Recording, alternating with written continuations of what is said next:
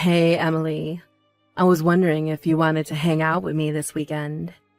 I found a really cool restaurant, and I'd love it if you and I could go check it out. What are you talking about, Carla? We have our high school reunion this weekend, remember?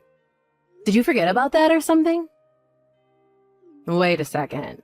You mean to tell me that you were really going to that loser convention? Loser convention? What do you mean by that? Come on now, Emily. You have to know that people like us are cut above the other normies we went to school with.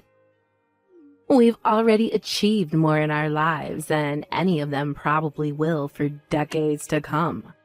So I think we're better off skipping the reunion and doing something fun. I'm sorry, but I'm still not quite sure that I'm following what you're getting at.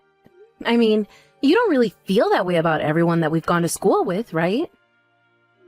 Well, it's true, isn't it? I mean, okay, maybe you and I specifically haven't done things with our lives.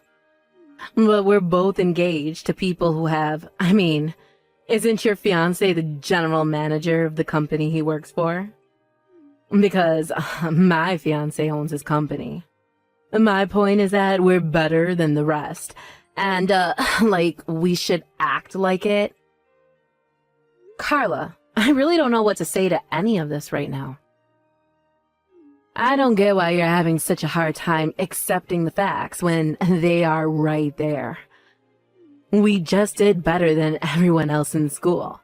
And it shows by the fact that we're marrying the people that we are. Besides, I think who you choose to hang out with says a lot about a person. And if you're still hanging out with people from high school who've done nothing with their lives, instead of your more successful friends, then, well, it's just not good. I'm sorry, Carla, but I think the only thing that's not good around here is your attitude. I still keep in touch with plenty of people from high school. And some of them are my dear friends. So if you don't want to go to the reunion, that's fine. But I'm still going to go. You'll just have to find someone else to hang out with. You've got to be kidding me. You're not serious about this, are you? I am. And I don't think that you're a very good friend if that's really how you think of people. So please, don't try and lump me into the same camp as you. And one more thing you should know. I actually broke off my engagement with my fiancé last week. Hold on a second.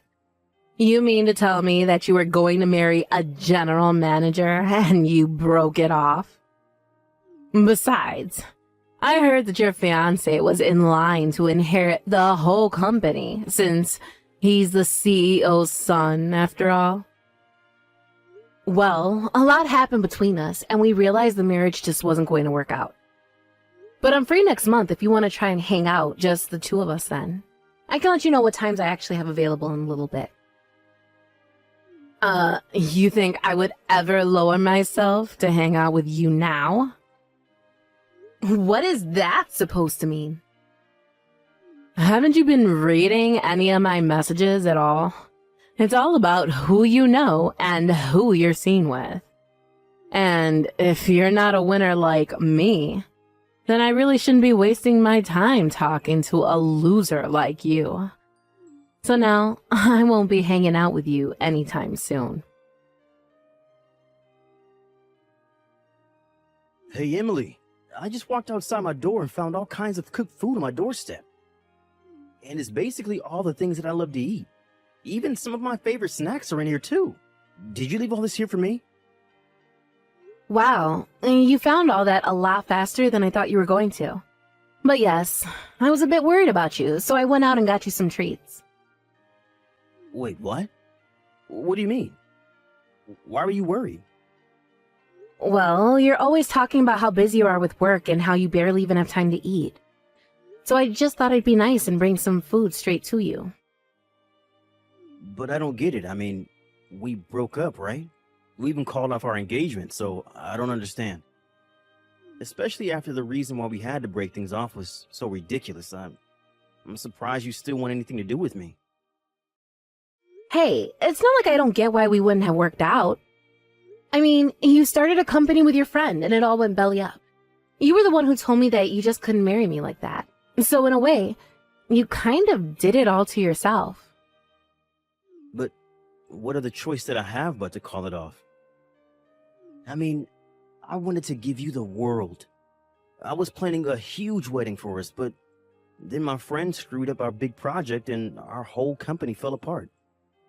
And after that, we lost all of our contracts. And on top of all of that, my friend took the rest of our funds and ran off, leaving the company on the verge of having to declare bankruptcy. Yes, Barry, I know. You've told me the story at least 1,000 times. But what I'm surprised about is that you haven't gone to your parents begging for help. You told me that you didn't want them to keep bailing you out and that this was something you wanted to try on your own. Well, I don't know what else to say. I guess I'm just a bit of a prideful guy sometimes. But either way, I can't believe that our 5 years together had to end that way. I came into your life, made a big mess, and I had to pull out like the loser that I am. I'm just so sorry that I've probably ruined your life too. Barry, no offense, but I'm not the kind of person to let a breakup ruin my life. I am sad that things went the way they did, but not even you have the power to ruin my life with your presence or lack thereof. What do you mean by that? I mean, that I don't care that we're not engaged anymore. But it doesn't mean that I don't care about you. You're still important to me, and I want to try and remain friends. After all, I think it's great how even after being betrayed by your friend, you're still trying to pursue your goals. That's why I felt like I just had to bring you something to eat. I mean, you've been working so hard. And knowing you would probably work all night without taking a bite before you even realized it was morning. So, at least eat something before you finally go to bed. Otherwise, you're just going to be good to no one. Thank you so much, Emily. I don't know what else to say, except that I still feel like I don't deserve this from you. Well, I say you are, and that should be good enough. But anyways, have you still not been able to get a hold of your friend? I mean, what do you think he's going to do with the money he took? I don't know because I still haven't heard from him. Although, I wouldn't be surprised if he just kept his phone on mute or even changed his number at this point. I even think that he might have moved away, but it's not like I can put out an APB or something. Especially not with a name like Jack Smith. Wait a second. Jack Smith? You know, now that you say that, I think I have a friend actually engaged to a Jack Smith. Oh, really? I wonder if it's the same person. That would really be some odds there. But you never know with these things. Well, how about I send you a picture of them? That way, if you ever find out that they're the same person, just let me know. Okay, sounds good to me. Anyways, good luck with the rest of your work. And you better eat something or else. Got it? Carla, what is the matter with you? Why would you do this to me? Why would you throw all this water on me? Aw, I'm sorry. I was just trying to think of a way to make you go home, and that's all I could think of. But this is what you get for not leaving when I told you to the first time. I just had to do something to make you go away, you know? No, I don't know. And just why do I have to go home, huh? I thought you invited me to your wedding because we were friends. Why even send an invite if you're just going to tell me to go home? You're almost right there. I almost saw you as a friend. But then you revealed to me that you were nothing but a loser. When I heard about how you broke off your engagement, I instantly started to regret inviting you here. And so, when I saw you arrive this morning, I knew that I had to do something. You could have just told me before I got there that you didn't want me to come. You didn't have to dump a bucket of water on me like some kind of middle school prank. I have had enough out of you. We're not friends, got it? I wouldn't want to be friends with some poor nobody like you anyways. I mean, you were so close to marrying so rich, and then you screwed it all up. You really think I'm poor? Is that what this is about? Well, of course you are. But then again, there aren't many women who I don't consider too poor for me at this point. But that's all their fault for not marrying rich like I am. You know, Carla, I think that you really need to be careful about jumping to conclusions about people. And this is a whole obsession with winners and loser and rich and poor is just too much. Don't you realize how rude you're being? Shut up, you poor loser. I don't need to take this from you. You could have been my friend, maybe even my equal almost. But now it's far too late for any of that. And that's why you'll never be anywhere near my level again.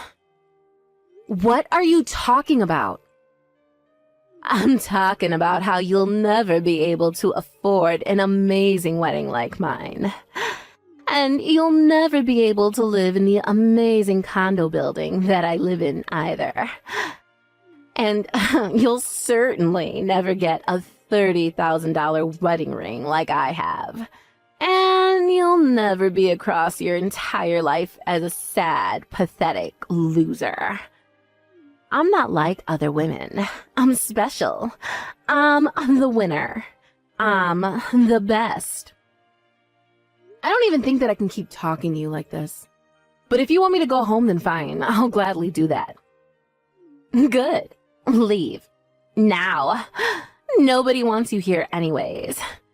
The only person who is going to rich and never have to work again is me. I'm the best. I'm number one. Except that you know your husband is here apologizing to me, right? What on earth are you talking about now, loser? Well, that's the thing.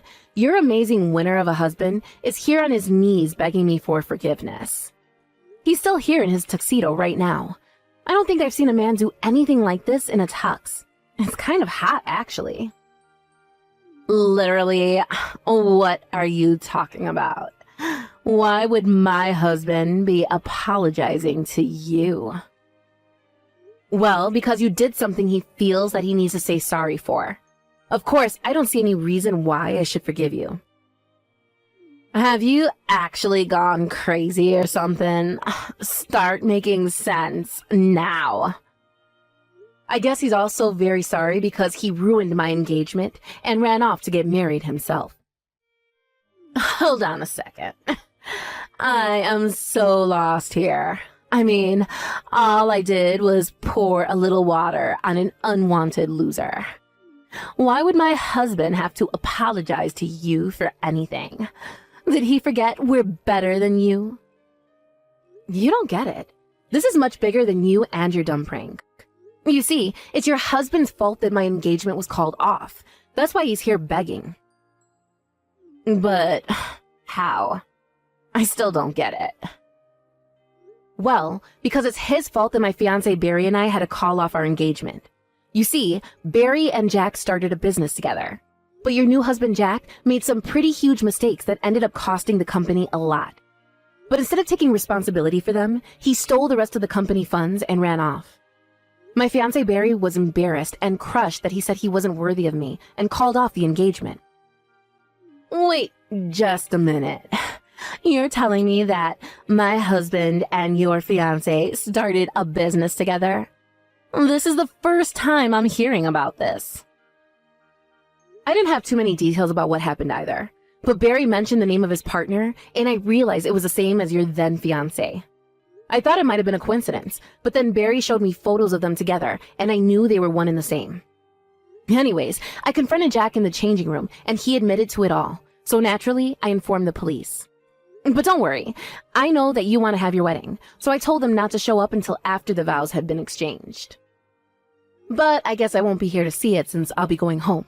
But I hope the two of you get what you deserve. But you can't be serious, right? You really didn't do that, did you? Well, especially after you poured that water on me, Jack came running after me, begging me not to call the police. He heard about what you did to me, and that's why he's here begging on his knees for mercy. This can't be happening. Jack can't be going that to you.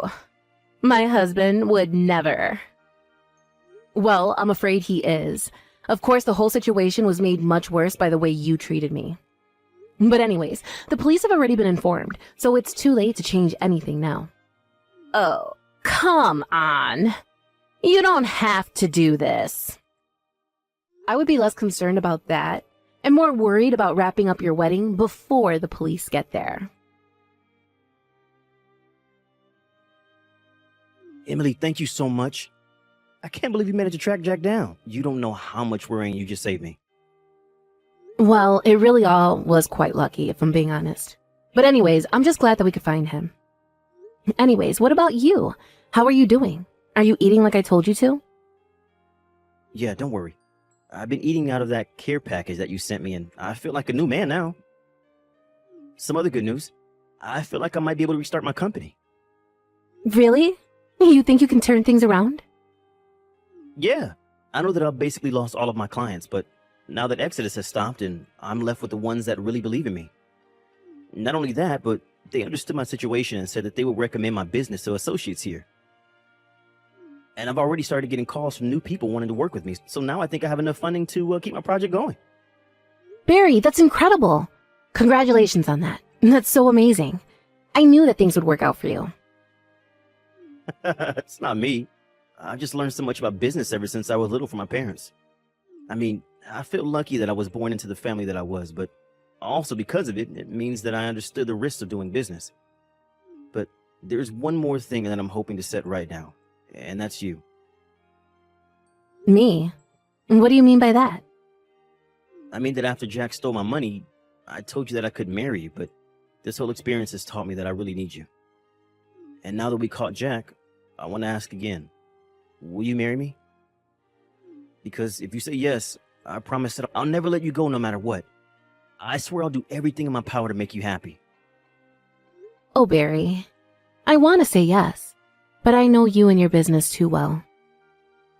How about you focus on your company first? I know that things are looking good now, but you need to make sure that they stay that way. After you've done that, then we can talk. You're right. Better to make sure we do this right this time. Thank you so much for understanding, Emily. Emily, this is all your fault. The police just took Jack away. I had no idea that he had done such shady things in the past. From what I heard, Barry wasn't even the first person that Jack had done this to. Apparently, he had a pattern of scamming people out of their money like that. But no one had ever managed to catch him until now. Well, I want you to know, that I divorced him. Jack is no longer my husband. Oh no, you mean the marriage wasn't going to work out? And here I was thinking that you married the perfect man. I thought so too. But he wasn't a winner like me at all. He was just a loser scammer who would have done the same thing to me. But I guess that means if you don't have a husband like Jack, that makes you a loser just like the rest of us, no? Especially after he was arrested just days after you two were married. But I guess that's what you get for always looking down on others because of who you were marrying. How dare you talk to me like that? I thought we were friends. Why are you being so mean to me? Is that supposed to be a joke or something? You insulted me the moment you found out I wasn't going to marry rich like you. Then you invite me to your wedding only to humiliate me in front of everyone and then try and kick me out. And you know, I would have reported you to the police for what you did as well. That's still a form of violence. You mean that you would have called the cops on me too, just for a little prank with water? I can still do it if you want to join your husband in jail. No, please, don't do that. I don't want to go to jail. I wouldn't last a day there. Well, if you don't, then maybe you should check your ego and please just never ever talk to me again. After that, Jack was arrested for his various frauds and eventually sentenced to jail for them. I heard that Carla was brought in as a suspect, but that she was cleared of charges when the police realized she knew nothing. Apparently, while he was in jail, Jack was refusing to sign the divorce papers. Carla was so nervous that he was plotting something with her bank account, so she withdrew all of her money and moved to a new state. Except that every time someone from her past would find her, she was so nervous about being found by Jack, even though he was in jail, that she would pick up everything and move again. As for Barry and I, it took some time, but Barry's company eventually took off into the success that we always knew it would be. The day he took the company public was the day that he proposed to me. I said yes, and we're set to be married next month. But us being married didn't mean that I flipped like Carla into some elitist monster. I still hung out with old friends from high school, and we all gossiped about Carla's situation. In fact, despite being married, very little has changed for me. I'm just glad that everything about the situation appears to have wrapped out quite neatly. Of course, it helps that Barry now has someone like me by his side to help vet potential business partners, and I plan on keeping it that way.